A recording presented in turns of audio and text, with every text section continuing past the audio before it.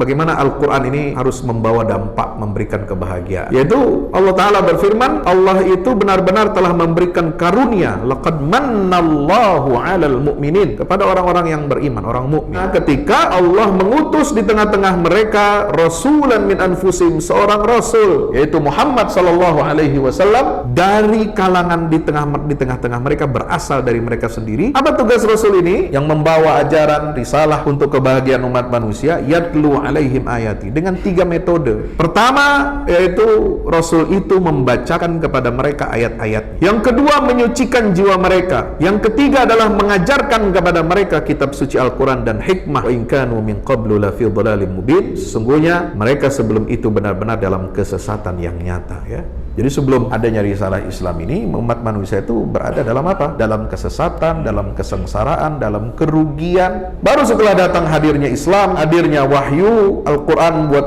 memberikan petunjuk kepada umat manusia, baru umat manusia ini merasakan kebahagiaan yang hakiki. Pertanyaannya sekarang, sudah sejauh mana kita memfungsikan Al-Quran di dalam kehidupan kita untuk kita bisa hidup bahagia? Pertama, langkah untuk membahagiakan Indonesia ini adalah dengan apa? Dengan metode yang pertama yang dilakukan oleh Rasulullah, yaitu tilawah, tilawatul ayat. Yatlu alaihim ayatihi. Ini tilawah. Tilawah ini literasi ayat, baik itu ayat-ayat sains, kauniyah maupun ayat-ayat sosial, istimaiyah. Kalau Indonesia ini ingin bahagia, bahagianya dengan Al-Quran, itu pertanyaannya, sudah mampukah rakyat Indonesia yang mayoritas muslim ini bebas buta aksara Al-Quran? Ini data dari Dewan Masjid Indonesia mengatakan 73% dari umat Islam itu ternyata tidak atau belum bisa baca Al-Quran. Ya, kalau nggak bisa baca Al-Quran dengan baik dan benar, bagaimana kita bisa mengharapkan negara ini atau bangsa ini bisa dikelola, diselenggarakan dengan baik dan benar? Kenapa? Manual hidup untuk kebahagiaan, yaitu Al-Quran aja nggak bisa dibaca. Kalau nggak bisa dibaca, bagaimana bisa dipahami? Kalau nggak bisa dipahami, bagaimana mau kita ini mentaati dan mengikuti petunjuk-petunjuk Al-Quran supaya kita bisa hidup bahagia? Ini pertanyaan yang harus kita jawab. Yang kedua, wa yuzakihim. Ya, setelah mampu kita mengakses Al-Quran dengan membacanya, maka tahap selanjutnya adalah dengan tahapan tazkiyah, yaitu penyucian jiwa. Kenapa? Harus jiwa yang disucikan, jiwa yang bersih, jiwa yang tidak kotor, tidak najis, yang bisa mengakses petunjuk Al-Quran. Ini pertanyaannya. Karena kalau kita sudah membaca Al-Quran, tapi hati manusianya yang membaca Quran itu kotor dan berkarat, maka manusia tidak akan bisa tergerak dan tidak tertarik untuk tunduk dan mau mengamalkan petunjuk hidup bahagia dari Al-Quran. Nah, yang ketiga adalah wa yu'allimuhumul kitaba wal hikmah. Jadi ayat itu mengatakan langkah ketiga adalah mengajarkan, ya, Al-Quran itu masif menjadi apa? Menjadi urat nadi, menjadi bacaan setiap hari, menjadi bahan penelitian, menjadi titik tolak untuk, ya, mengembangkan budaya, ilmu, ya, bahasa, kemudian perilaku. Itu semua bertitik tolak dari apa? Dari pendidikan Al-Quran. Itulah yang dicontohkan oleh generasi salafus saleh, generasi sahabat, para tabi'in, para tabi'it tabi'in. Mereka baca Al-Quran, mereka sucikan jiwanya, lalu kemudian mereka menyebarkan nilai-nilai Al-Quran dengan apa? Pendidikan. Maka itu inilah ta'lim. Ta'lim itu apa?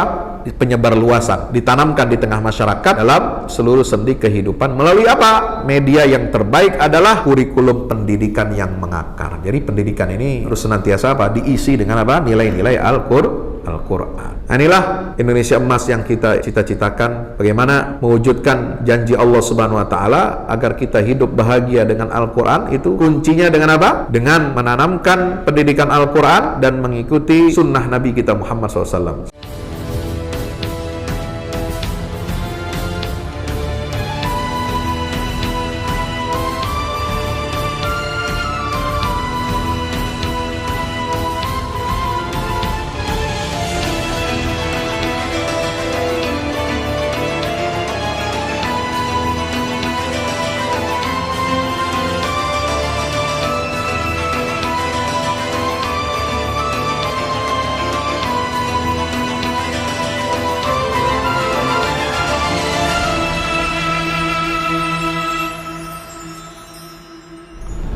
Bismillahirrahmanirrahim. Assalamualaikum warahmatullahi wabarakatuh. Innal hamdalillah nahmaduhu wa nasta'inuhu wa nastaghfiruh wa na'udzu billah min shururi anfusina wa min sayyiati a'malina may yahdihillahu fala mudilla lahu wa may yudlil fala hadiya lahu. Asyhadu an la ilaha illallah wahdahu la syarika lahu wa asyhadu anna Muhammadan abduhu wa rasuluhu la nabiyya wa la rasula ba'dahu. Allahumma salli wa sallim wa barik ala sayyidina Muhammad wa ala alihi wa ashabihi wa man tabi'ahum bi ihsanin ila yaumil qiyamah. Ibadallah, usi nafsi wa iyyakum bi taqwallah, ittaqullaha haqqa tuqatih wa la tamutunna illa wa antum muslimun.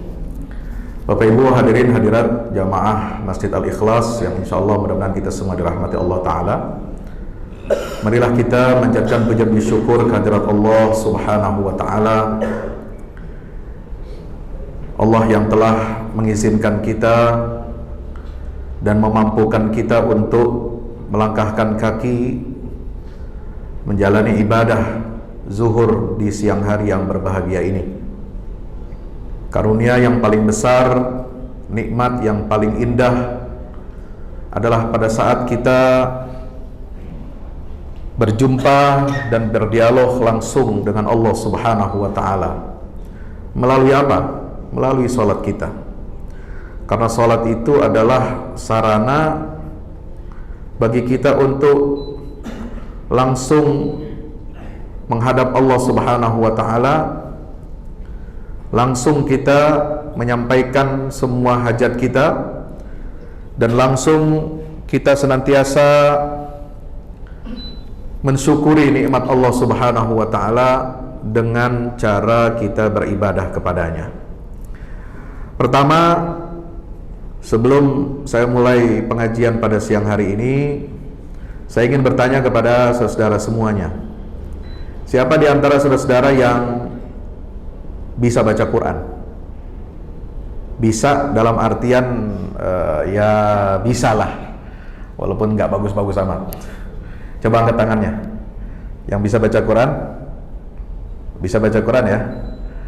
Yang sudah bisa baca Quran dengan tajwidnya benar, pernah setoran sama guru dinilai tajwidnya tahsin, sudah ada? Alhamdulillah. Sudah ada yang bisa baca Quran kemudian pernah baca terjemahannya, maknanya dari awal sampai akhir? Ada? Halo? Assalamualaikum. Ini beneran, ini serius saya? Hah? Belum ada ya? Yang sudah bisa baca Quran dengan baik, sudah baca terjemahannya, dan sudah punya hafalan? Ada? Aduh, makin sedikit ya. Bapak Ibu yang dirahmati Allah Subhanahu wa Ta'ala, beberapa pekan yang lalu saya membuat atau menyampaikan kajian tentang pentingnya kebahagiaan dalam hidup. Ya, ini ada serial tentang bagaimana penyucian jiwa untuk hidup yang bahagia. Ya, ada 4 video sebelumnya ini saya sudah upload di YouTube saya. Mudah-mudahan nanti bisa dilihat, disaksikan ketika waktu luang saudara-saudara. Dan yang terakhir ini, serial yang kelima adalah tentang bagaimana konsep kebahagiaan hidup itu bisa kita tuangkan dalam kehidupan secara kolektif. Ya, untuk Indonesia saja dulu. Ya. Karena kita ingin Indonesia ini bahagia. Ya, banyak di antara kita ini yang nggak bahagia. Ya, apalagi kalau kita bicara secara makro, secara kolektif, kehidupan berbangsa dan bernegara. Kira-kira kalau merebak korupsi itu bahagia nggak negara kita ini? Kalau kemiskinan masih banyak yang nggak punya tanah, ya, yang punya tanah belum sertifikat lagi. Kira-kira bahagia nggak rakyatnya? Ya, udah gitu nggak diakui lagi tanahnya kan? Ya, ini tambah nggak bahagia itu. Kira-kira kalau masih banyak pengkhianatan, banyak narkoba, bahkan mohon maaf ya, aparat keamanan itu jadi kurir narkoba sekarang. Kira-kira bahagia nggak? Itu cermin bangsa kita bahagia atau tidak ini? Ya. Kalau masih banyak perzinahan, bahkan diproduksi film porno, nggak usah akses ke luar negeri, di Indonesia sudah ada. Kira-kira bahagia nggak jiwa kita ini sebagai bangsa? Kalau misalnya propaganda dan praktek homoseksual masih ada, masih banyak di negeri kita, kira-kira bahagia tidak? Ini pertanyaan yang harus kita jawab. Betapa banyak permasalahan di negeri kita, bangsa kita ini yang membuktikan bahwa hidup kita ini sebenarnya tidak bahagia. Walaupun Anda secara individual, secara pribadi, kerja dengan gaji yang cukup, rumah yang bagus gitu ya, kendaraan yang standar, tapi kehidupan kita ini ternyata nggak bahagia di luar sini. Ya, banyak terjadi apa? Penyimpangan-penyimpangan, ya, pembunuhan, perampasan tanah, hutang ribawi, judi online, masya Allah, ngeri Pak. Minuman keras itu masih bertebaran banyak ya. Paham seksual consent, pembelahan sosial, dan ujungnya itu adalah loss of adab. Kita kehilangan adab. Ya. Loh, bagaimana Pak Ustadz? Indonesia ini kan negara mayoritas Muslim. Angka yang sholat itu tinggi. Iya, sholat yang tinggi itu secara persentase itu tidak bisa dibuktikan kesalehan sosialnya. Ya, itu baru kesalehan individu. Katakanlah yang sholat di antara umat Islam ini, terutama yang sholat Jumat lah ya, katakan ya. Karena yang paling ramai itu kan sholat Jumat tuh, sama sholat hari raya. Katakan 80% umat Islam itu sholat hari raya dan sholat Jumat gitu ya. Nah, nggak tahu yang lain itu nggak. Sholat yang 5 waktu itu. Ya katakan itulah ramai itu. Apakah itu menunjukkan kualitas sesungguhnya keimanan kita kepada Allah? Belum tentu. Lawan baca Quran aja masih banyak yang tidak bisa Pak.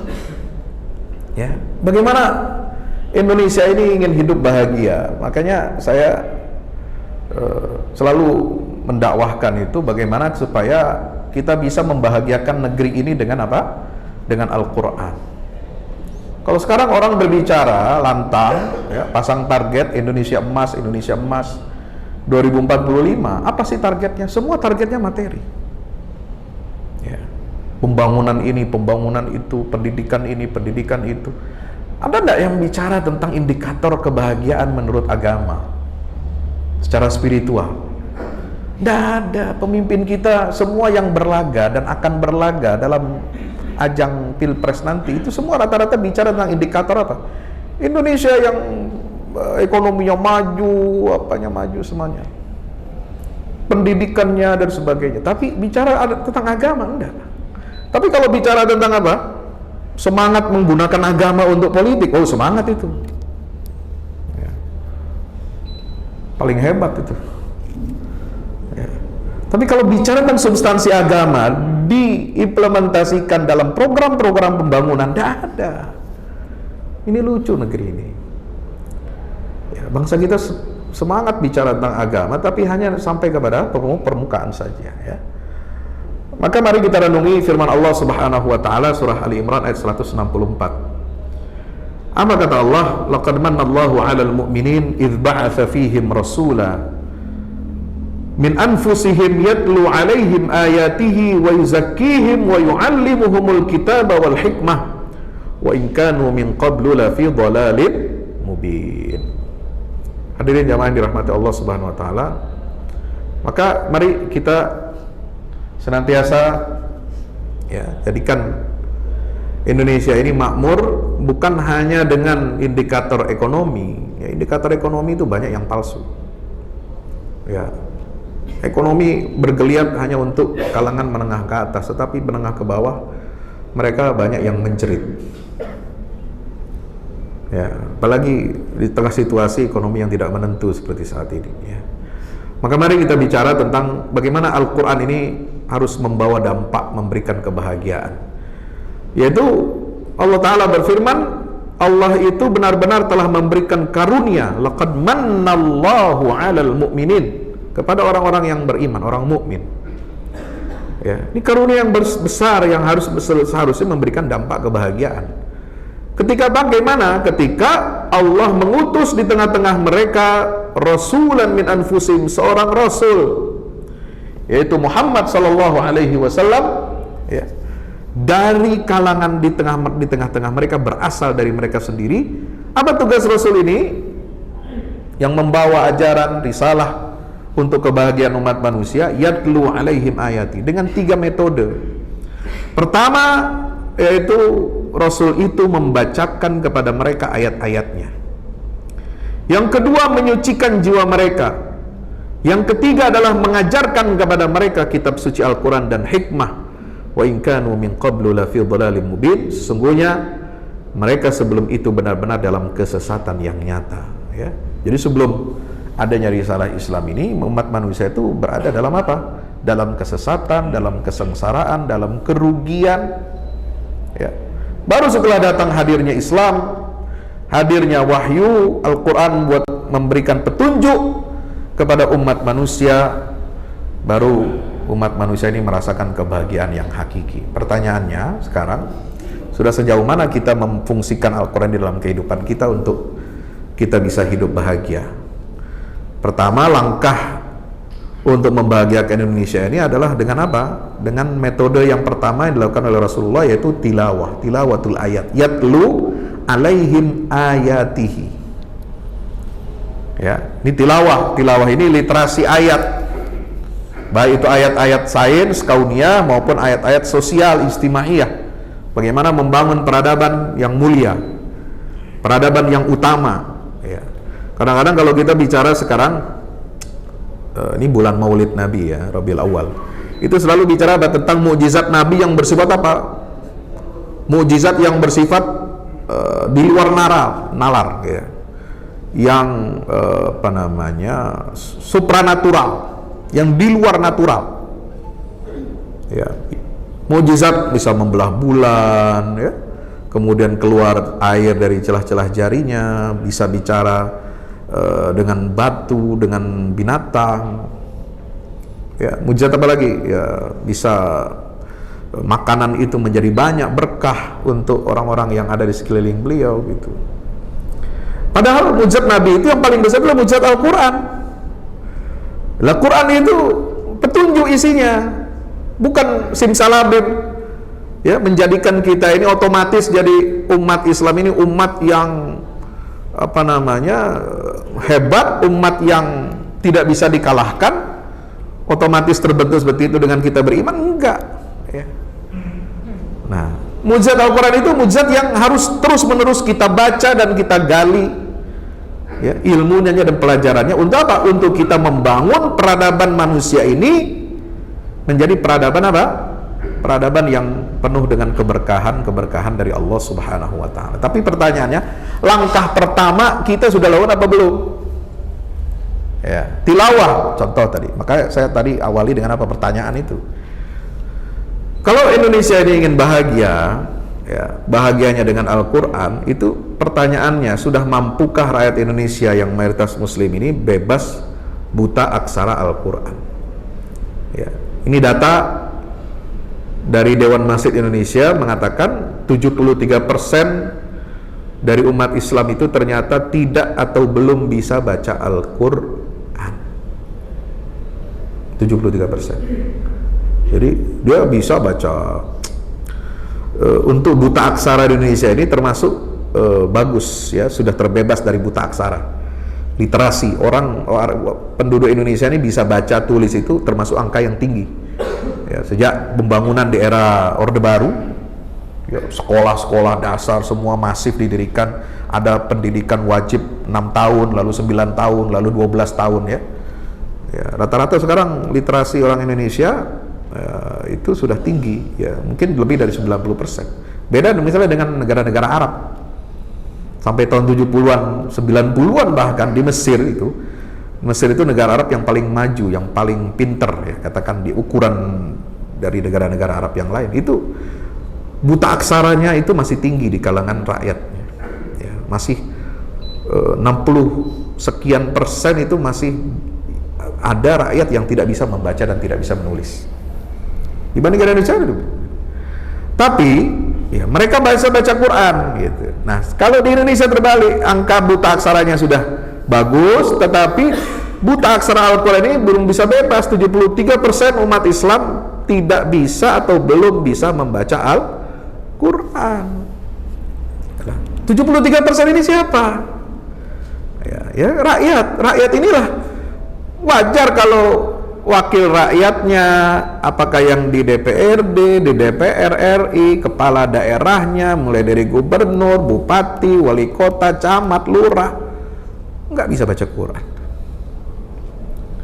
Ya. Penyelenggara negara, apakah itu kepala pemerintahan, kepala negara, pembantu-pembantu kepala negara, ya, hakim, jaksa, semua, aparatur negara, ASN, BUMN, coba tanya, coba bikin survei lah kecil-kecilan. Aparat keamanan dan pertahanan TNI Polri, ini saya kira 73% itu ya termasuk angka besar, itu termasuk di dalam apa yang disebutkan ini ya.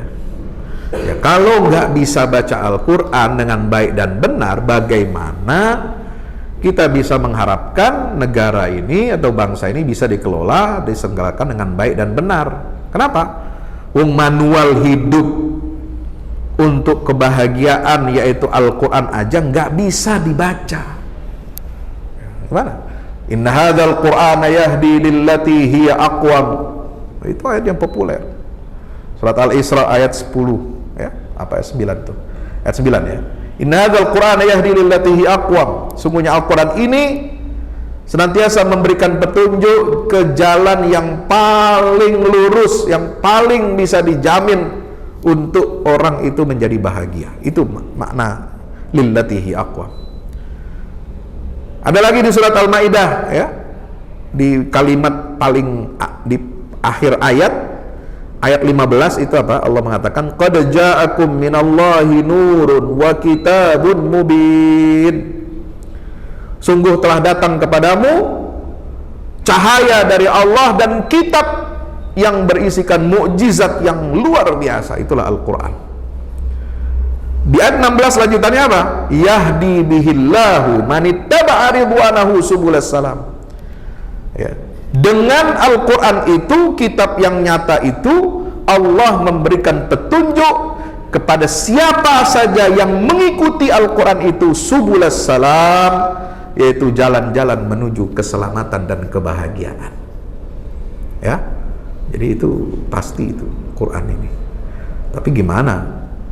Berharap negara ya bisa mendapatkan jalan-jalan keselamatan dan kebahagiaan ya kalau kita umat Islam di Indonesia ini, apalagi penyelenggara negaranya itu tidak kenal Al-Quran ya. Yang dia kenal textbook, buku ekonomi, itu pun ekonomi kapitalis ya, itu kan ekonomi yang liberal ya. Taunya cara membangun itu ya dengan minjam, dengan hutang, riba ya. Bagaimana mau negara ini mau jadi baldatun thayyibatun wa rabbun ghafur, saudara? Kalau manual hidup bahagia yang sempurna itu Al-Quran aja nggak bisa diakses. Kalau nggak bisa dibaca, bagaimana bisa dipahami? Kalau nggak bisa dipahami, bagaimana mau kita ini mentaati dan mengikuti petunjuk-petunjuk Al-Quran supaya kita bisa hidup bahagia? Ini pertanyaan yang harus kita jawab. Yang kedua, wa yuzakkihim. Kenapa Rasulullah bisa membangun peradaban Islam yang mulia itu kurang dari 1/4 abad? Ya, itu berhasil mengalahkan Persia dan Romawi sejak beliau hijrah dari Makkah ke Madinah itu 10 tahun. 15 tahun setelah Rasulullah wafat itu Persia dan Romawi, peradaban besar dunia, negara adidaya besar itu semua bisa ditaklukkan oleh umat Islam. Artinya cuma 1/4 abad. Ya. Apa yang dilakukan oleh Rasulullah? Langkah pertama tadi itu yatlu alaihim ayatihi, membacakan ayat-ayat Allah. Jadi ayat Quran itulah kurikulum ya, kurikulum pendidikan untuk bangsa dan negara yang didirikan oleh Rasulullah SAW, sehingga mereka menjadi apa? Orang-orang hebat ya. Jadi langkah pertama adalah membaca ayat Quran. Nah, yang kedua adalah tazkiyah wa yuzakkihim. Nah, ini yang saya istilahkan kenapa? Rekonstruksi spiritual. Ya, setelah mampu kita mengakses Al-Quran dengan membacanya, maka tahap selanjutnya adalah dengan tahapan tazkiyah, yaitu penyucian jiwa. Kenapa? Harus jiwa yang disucikan, jiwa yang bersih, jiwa yang tidak kotor, tidak najis, yang bisa mengakses petunjuk Al-Quran. Nah, ini pertanyaannya. Karena kalau kita sudah membaca Al-Quran, ya, ini udah bisa baca nih, tapi hati manusianya yang membaca Quran itu kotor dan berkarat, maka manusia tidak akan bisa tergerak dan tidak tertarik untuk tunduk dan mau mengamalkan petunjuk hidup bahagia dari Al-Quran. Jadi hati ini harus dibersihkan, harus ditazkiyah, ya, baru bacaan kita itu nanti nyambung dengan iman. Jadi antara, kan ada perintah Allah tuh ya, apa namanya dalam Al-Quran itu, alladzina yatlunahu haqqa tilawatih.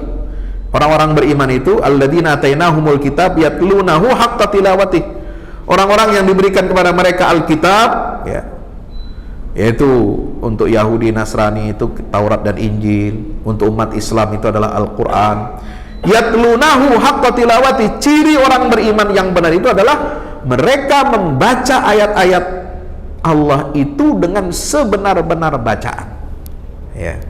Jadi bacaan yang benar yang bagaimana? Bukan hanya yang lurus, bagus, benar tajwidnya, ya, tapi juga lurus hatinya. Misalnya kita baca Al-Quran surat Al-Fatihah, ini kan Fatihah ini kan wajib ya dibaca dalam rakaat sholat, ya. Kita baca itu dengan tajwid. Bismillahirrahmanirrahim. Alhamdulillahi rabbil alamin. Itu semua ada hukum-hukumnya tajwid, mulai dari makharijul hurufnya, bagaimana ba, a dibaca, ha, sin dengan shin apa bedanya, bagaimana dengan shad dan seterusnya, ha dengan ha, ya. Itu kan ada hukum-hukumnya sendiri. Nah, itu harus benar. Yang kedua, setelah benar bacaannya, ya, itu benar kita, hati kita ini lurus ketika membaca Al-Quran, ya. Dua ini syarat mutlak untuk apa? Untuk menjadikan ayat-ayat itu efektif dan nyata dalam kehidupan kita, ya. Banyak orang pandai baca Quran tapi ya akhlak Quran tidak mewujud dalam dirinya, ya. Yang belum baca Quran aja susah mendapatkan hidayah, ya. Yang sudah bisa baca Quran pun nanti dia harus senantiasa terus-menerus meningkatkan kualitas tazkiyahnya, penyucian jiwanya. Maka ini ya yang disebut dengan apa? Tazkiyatun nafas, ya. Maka itu kalau hati kita kotor, hatinya najis, maka muslim, ya, muslim itu kebanyakan kenapa dia tidak naik kelas? Karena kualitasnya baru sampai hanya menjalankan Islam sebagai formalitas belaka, ya. Belum sampai kepada substansi dan inti keimanan kepada Al-Quran, yaitu apa? Yang mewujud pada penerapan syariat dalam semua bidang kehidupan. Itu intinya.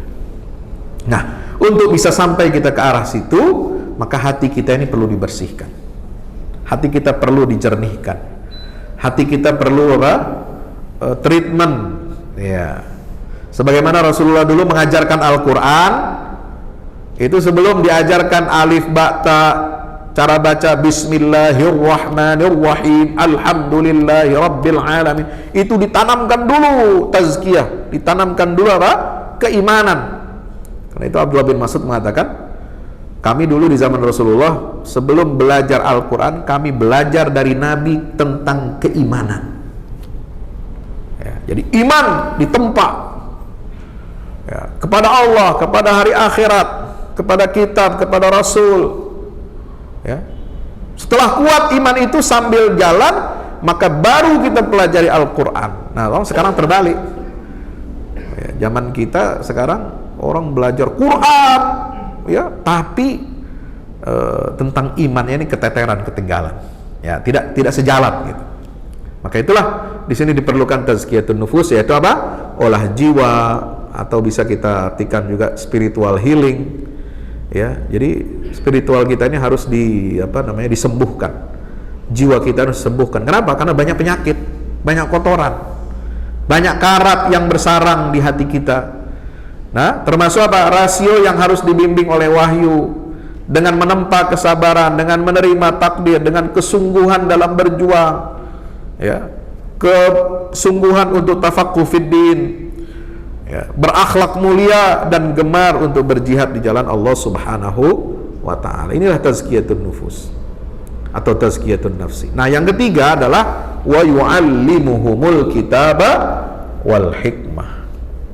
Jadi ayat itu mengatakan langkah ketiga adalah mengajarkan, ya, Al-Quran itu masif menjadi apa? Menjadi urat nadi, menjadi bacaan setiap hari, menjadi bahan penelitian, menjadi titik tolak untuk, ya, mengembangkan budaya, ilmu, ya, bahasa, kemudian perilaku. Itu semua bertitik tolak dari apa? Dari pendidikan Al-Quran. Itulah yang dicontohkan oleh generasi salafus saleh, generasi sahabat, para tabi'in, para tabi'it tabi'in itu, ya.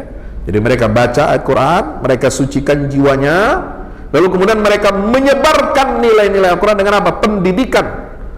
Maka itu inilah ta'lim. Ta'lim itu apa? Penyebar luasan, ya, ditanamkan di tengah masyarakat dalam seluruh sendi kehidupan melalui apa? Media yang terbaik adalah kurikulum pendidikan yang mengakar. Jadi pendidikan ini harus senantiasa apa? Diisi dengan apa? Nilai-nilai Al-Quran. Kurikulum yang sistematis, kurikulum yang integral, kurikulum yang komprehensif, kurikulum yang sesuai dengan tantangan zaman untuk mendidik anak-anak kita, anak-anak bangsa, agar apa? Mampu membaca, mampu memahami, mampu menghayati, dan mengamalkan Al-Quran dalam hidup kesehariannya. Nah, inilah ta'lim, yu'allimhumul kitaba wal hikmah. Maka itu penting apa? Kaderisasi guru, tenaga pendidik Al-Quran. Jadi ada fakultas ilmu pendidikan, ya, fakultas ilmu keguruan, ya, apa itu? FKIP, fakultas keguruan dan ilmu pendidikan misalnya. Nah, itu ada yang calon guru bidang matematika, calon guru apa? Biologi, calon guru ilmu bahasa Inggris, bahasa Arab, bahasa Indonesia, ada pendidikan apa lagi macam-macam. Nah, di fakultas pendidikan itu juga perlu ada tenaga-tenaga pendidik Al-Quran. Jadi tenaga pendidik Al-Quran itu bukan guru Al-Quran itu bukan hanya guru ngaji yang apa ya, informal, tapi dia harus apa? Tersertifikasi, ya.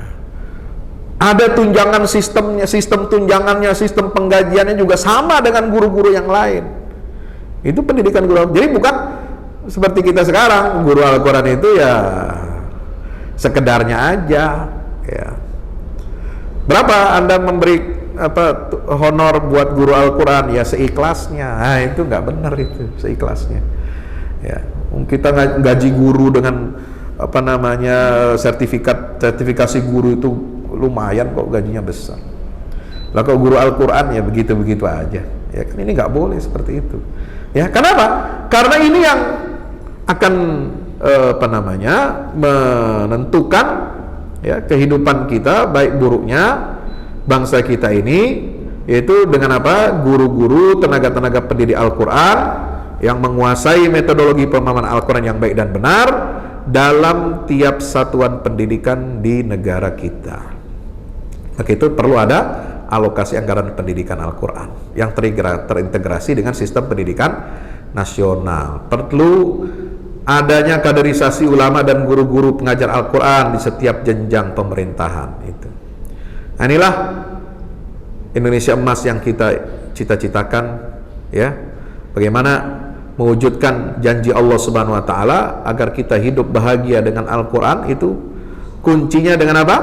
Dengan menanamkan pendidikan Al-Quran dan mengikuti apa namanya sunnah Nabi kita Muhammad SAW. Sebagaimana firman Allah di surat An-Nur ayat 51. Innama kana qaulal mu'minina idza du'u ila Allahi wa rasulihi liyahkuma bainahum ay yaqulu sami'na wa ata'na wa ulaika humul muflihun. Jadi Al-Qur'an itu apa?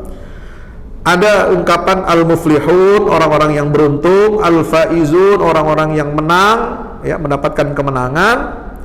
Ada yang mendapatkan apa namanya, kegemilangan, kejayaan dari hidup dari Allah Subhanahu wa taala.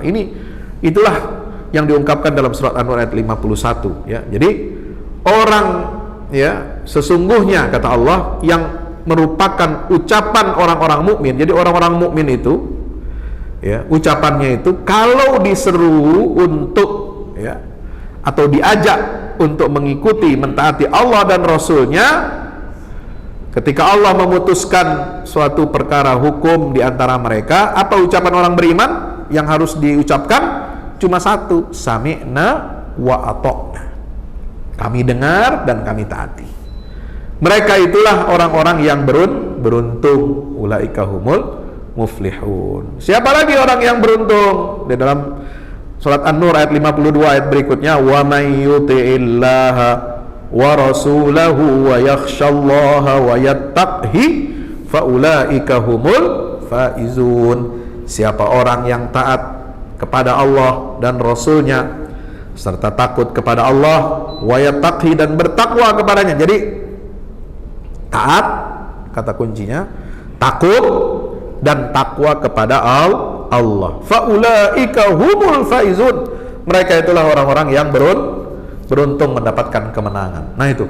Jadi generasi sahabat yang ditempa, dididik oleh Rasulullah, ya, 13 tahun di Makkah, 10 tahun di Madinah. Ya, kemudian setelah Rasulullah wafat 15 tahun setelah itu mereka berhasil, ya, menjadi pemenang, menjadi champion, menjadi pemenang peradaban dunia. Itu karakternya, kualitas mereka ya ini, taat kepada Allah dan Rasul, takut kepada Allah, dan bertakwa kepada Allah. Mereka itulah orang yang mendapatkan kemenangan. Nah, disempurnakan lagi janji Allah itu dengan apa? Ayat 55, masih di surat yang sama, An-Nur, yaitu surat tentang cahaya. Jadi cahaya inilah yang memberikan bimbingan, ya, memberikan arahan kita untuk menuju kebahagiaan hidup di dunia dan akhirat. Yaitu firman Allah, wa'adallahu alladhina amanu minkum wa amilus sholihat. Allah telah menjanjikan kepada orang-orang yang beriman di antara kamu dan yang mengerjakan kebajikan, ya. Apa janji Allah? La yastakhlifannahum fil ard. Allah akan menjadikan mereka pemimpin di atas muka bumi ini. Kama stakhlafal ladzina min qablihim, sebagaimana Allah mengangkat mereka sebagai khalifah di atas muka bumi ini. Sebelum mereka itu ada umat-umat sebelumnya. Dan Allah walanumakkinanna lahum dinahum alladzi irtada lahum wala yumakkinanna lahum, dan Allah akan mengokohkan, meneguhkan kedudukan mereka, ya, yaitu meneguhkan apa? Agama yang telah Dia ridhoi untuk mereka. Wala yubaddilannahum min ba'di khaufim amna. Allah akan menggantikan, ya, kehidupan mereka dari yang dipenuhi dengan rasa takut, dipenuhi dengan apa? Keamanan. Ya, ini kan ayat tentang pemberdayaan sebuah umat, sebuah negara, bagaimana agar mereka mendapatkan, ya, keberuntungan, ya, kemuliaan, kejayaan hidup, kebahagiaan hidup di dunia ini, yaitu dengan mengikuti apa? Tatanan atau petunjuk-petunjuk dari Allah Subhanahu. Ya'budunani, mereka senantiasa menyembah kepadaku, wala yusriku nabi syai'a, dan mereka tidak menyekutukan suatu apapun dengan satu apapun itu dengan aku, kata Allah Subhanahu wa ta'ala. Ya, hadirin yang Allah Subhanahu wa ta'ala, maka itulah kami bercita-cita, ya, untuk membahagiakan Indonesia dengan dakwah Al-Quran. Ini lembaga yang saya dirikan bersama para asatidz, teman-teman. Ya, bisa dilihat video ini sebagai tayangan penutup akhir daripada kajian kita. Lembaga dakwah Quran dan sebagai pusat dakwah Quran di Indonesia bertekad menghadirkan kontribusi dakwah Islam yang menyejukkan di tengah-tengah umat.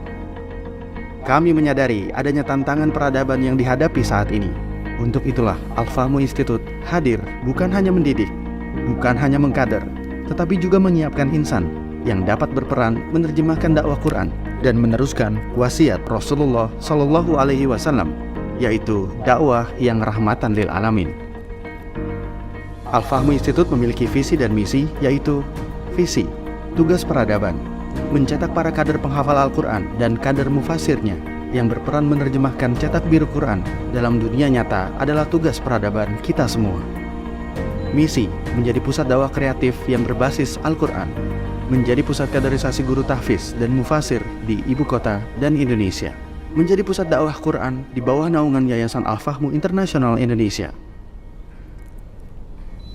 Demi menjawab tugas peradaban yang berat, Al-Fahmu Institute memiliki struktur Dewan Guru atau think tank dari tenaga-tenaga para ahli yang mumpuni dalam keilmuan dan merupakan lulusan dari dalam dan luar negeri yang teruji kapasitas dan komitmen ilmiah dan dakwahnya. Berikut ini adalah para Dewan Guru Al-Fahmu Institute.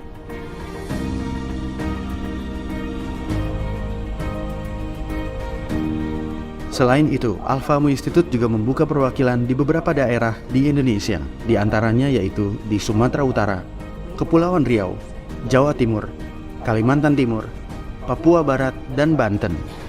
Tak hanya di dalam negeri, Al-Fahmu Institute juga membuka perwakilan di luar negeri, yaitu di Kerajaan Yordania, Saudi Arabia, Turki, dan Palestina. Berikut ini adalah Dewan Perwakilan Daerah Al-Fahmu Institute.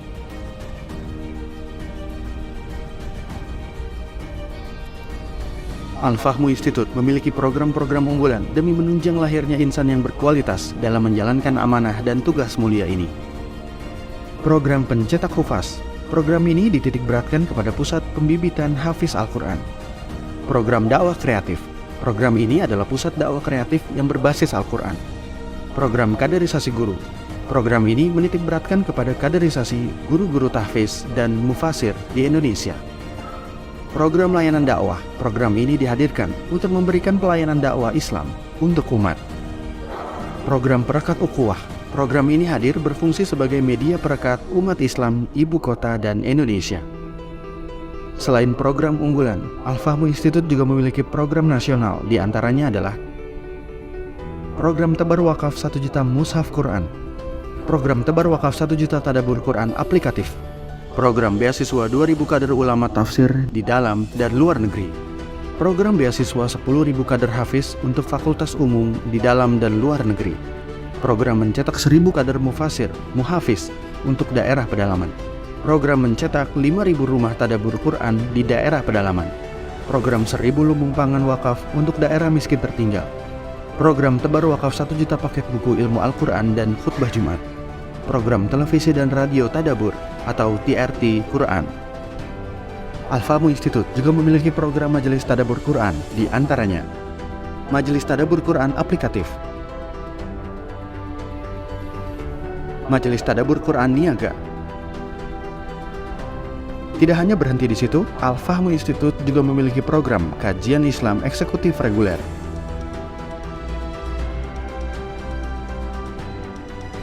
Anda juga dapat menggunakan layanan online Al-Fahmu Institute berikut ini.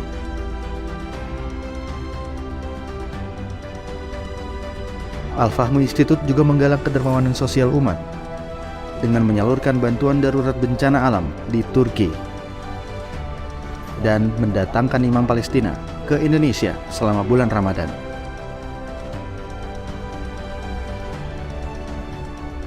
Al-Fahmu Institute berterima kasih kepada seluruh pihak yang telah mendukung jalannya program dan perjuangan dakwah ini.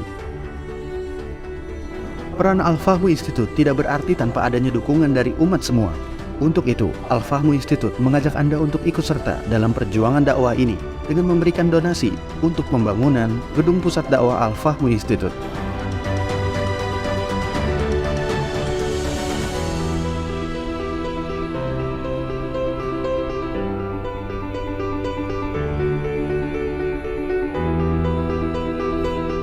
Al-Fahmu Institute, bahagiakan Indonesia dengan dakwah Quran.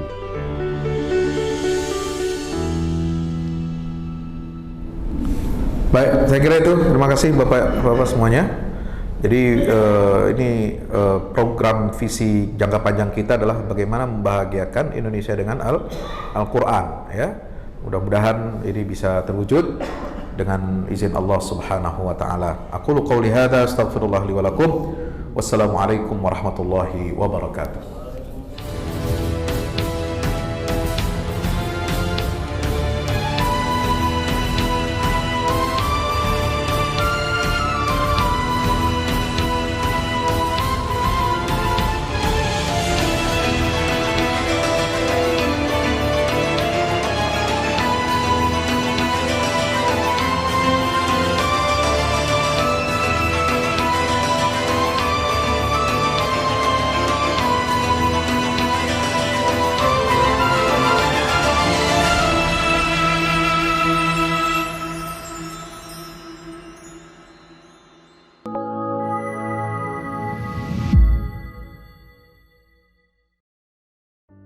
Assalamualaikum warahmatullahi wabarakatuh.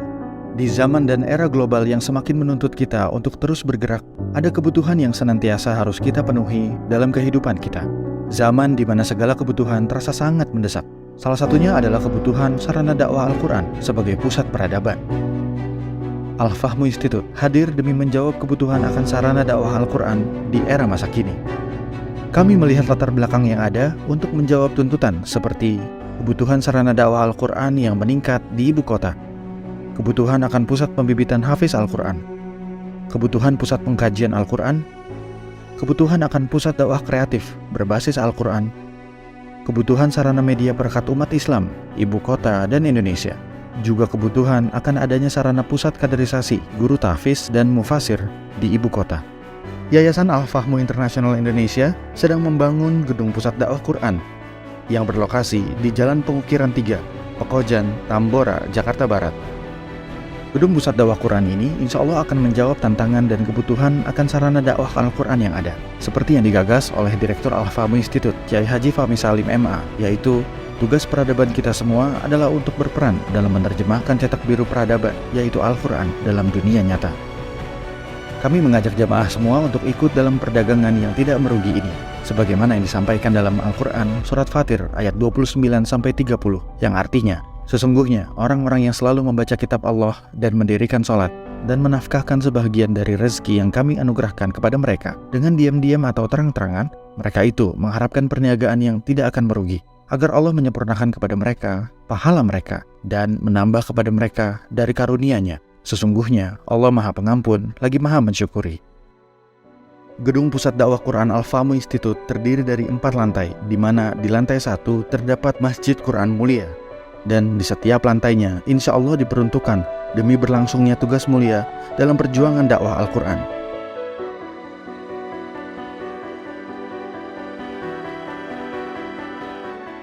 Berikut adalah rencana anggaran biaya yang dibutuhkan dalam pembangunan Gedung Pusat Dakwah Quran.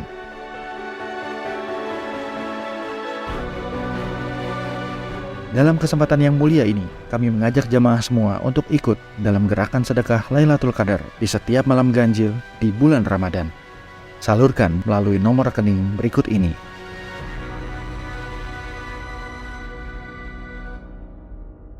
Al-Fahmu Institute, bahagiakan Indonesia dengan dakwah Quran.